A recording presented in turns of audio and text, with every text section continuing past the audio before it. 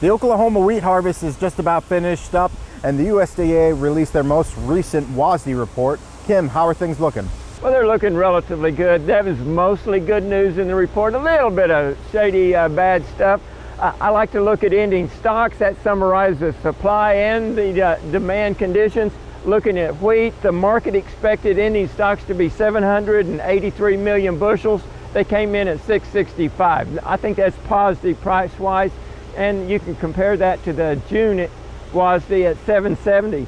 Going down to corn, the U.S. ending stocks at 1.43 billion bushels. That's above last month's 1.36, but it's right at expectations, so no impact there. Looking at world corn, they expected 11.4 billion bushels. They got 11.5, so a little bit of bad news, but not much there.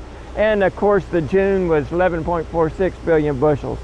Soybeans, man, beans are just tight. They expected 146 million bushels in the United States. It came in at 155, but what's 9 million among friends there when it's that tight?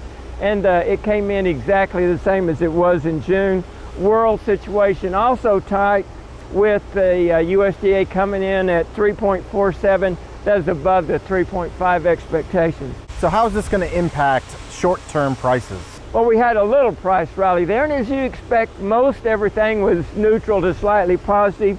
You had a 20-cent price increase in wheat, with Oklahoma prices somewhere around $5.90. You had a 25-cent increase in corn forward contract prices, with corn around $5.25. 25-cent increase in milo prices, and they're at $5.95. Soybeans, a 30-cent price increase, not much in beans, at $12.85.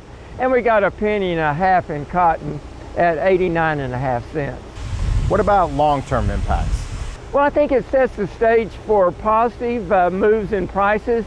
At this level, I think we've got some room for prices to go on up. So it sets a good, solid foundation for prices. Could we have lower prices? Yes, but I think this report stabilized prices for a while. So what's got to happen to change these price trends? Well, it's going to be weather. Weather determines what happens in price. We've got probably 50% of the world's wheat harvest complete, so that means we got another 50 come in. Germany's having problems with weather getting in that crop, but the European Union as a whole has got a record crop coming in. So I think weather is a big factor. You've also got that drought up in North Dakota and up into Canada with spring wheat, canola, and other commodities like that. So what should producers be thinking about moving forward? Right now, I think they need to get their computer and their pencil and calculator out, calculate budgets, know exactly what their cost of production is, and compare that to the prices and figure out where they're making the most money and how they can continue to make a profit in farming. All right, thank you very much, Kim.